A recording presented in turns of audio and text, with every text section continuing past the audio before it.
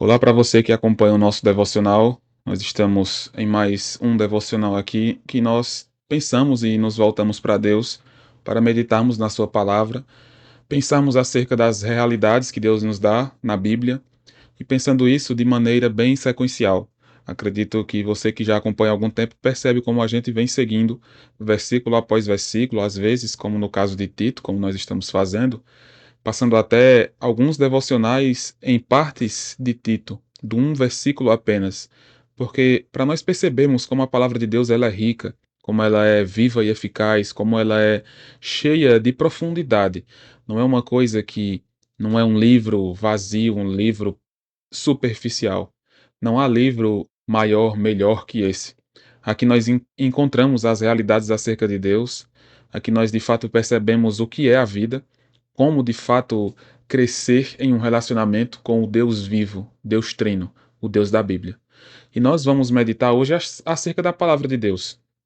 Perceba o que é dito em Tito, versículo 3 do capítulo 1, que diz: E, em tempos devidos, manifestou a sua palavra mediante a pregação que me foi confiada por mandamento de Deus, nosso Salvador.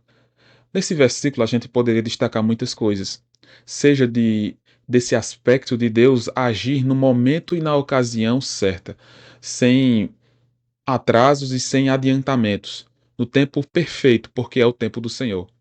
Nós podemos meditar também sobre Deus ter agido, mesmo que o apóstolo Paulo diga em outra ocasião, como um apóstolo nascido fora de tempo, aqui ele diz em tempos devidos.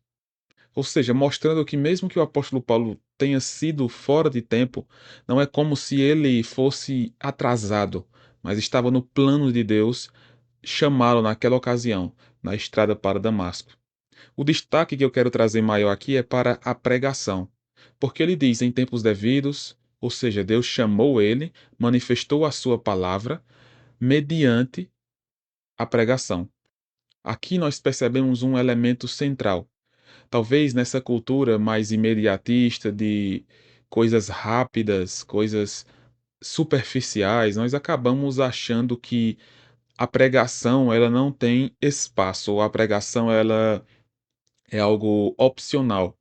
Mas perceba como aqui é claro para nós nas Escrituras. Manifestou a sua palavra mediante a pregação. Deus manifesta a sua palavra, e aqui nós não estamos falando de inspiração, porque nós já temos os livros inspirados, todos eles, os 66. Mas de nós podermos compreender mediante a pregação. Lembra do que é dito pelo apóstolo Paulo em Romanos? Como crerão se não houver quem pregue?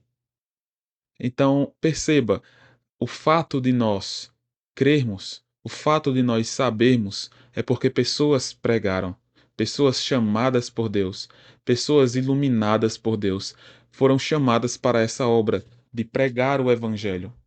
E aqui nós devemos compreender, não é simplesmente a maneira formal, mas é de fato você levar o Evangelho, as verdades de Deus, para outras pessoas. Então, isso é de extrema importância. A pregação, de fato, transforma vidas. A pregação não é um elemento periférico do culto, não é um elemento opcional da programação. A pregação é essencial. A pregação ela traz, de fato, a palavra de Deus, quando a pregação é expositiva, quando ela expõe a Bíblia, nós podemos compreender a riqueza de Deus e como um Deus usa pessoas pecadoras, mesmo com suas limitações, suas falhas, seus limites, seja intelectuais ou espirituais, pela luta contra o seu pecado. Mesmo nessas ocasiões, você percebe como Deus usa seres humanos pecadores. E aqui nós percebemos isso nesse versículo. E em tempos devidos manifestou a sua palavra mediante a pregação que me foi confiada. Ou seja, essa pregação foi confiada ao apóstolo Paulo, por mandato de Deus, nosso Salvador. Deus mandou, Deus falou, Deus enviou. E de fato o apóstolo Paulo pregou. E nós pregamos também. Então nós precisamos dar a devida importância e a devida centralidade. Perceber que é essencial para a vida cristã, para o crescimento espiritual, a pregação. Você que escuta a pregação na sua igreja, medite nela. Esteja atento, pense em como você pode aplicar a sua vida.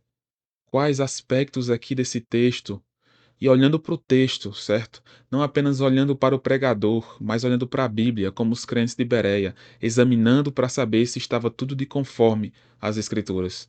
Então nós devemos, obviamente, respeitar o pregador, nós devemos, obviamente, olhar para ele e orar por ele, porque é uma missão grandiosa e de muita responsabilidade, e nós devemos com essa postura, olhar para as Escrituras, perceber e analisar pelo poder do Espírito Santo, pela iluminação do Espírito Santo, se é de fato o que a Bíblia está nos dizendo, se o que ele está dizendo usando a palavra, de fato é o que está ali.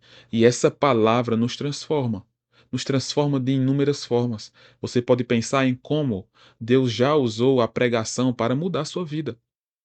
Com um versículo que você não compreendia bem, com a verdade daquele versículo trazida ao seu coração e com aquele princípio bíblico trazido, exposto pelo pregador, trazido para a pregação, e aí você leva ao seu coração e você pratica aquilo.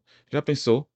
Como Deus usa homens que pregam a verdade do Senhor e aquelas palavras, pelo poder do Espírito Santo, elas fazem diferença na vida de alguém.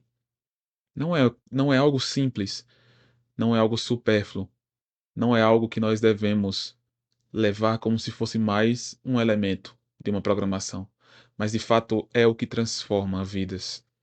E aqui nós estamos falando da pregação formal, né? Da pregação no culto. Mas você pode pregar, independente do se você é homem ou mulher, independente da sua idade, você pode pregar aos seus vizinhos. Isso é pregar o evangelho. Você pode pregar no seu trabalho, na sua escola, na faculdade. Você pode pregar em vários ambientes diferentes.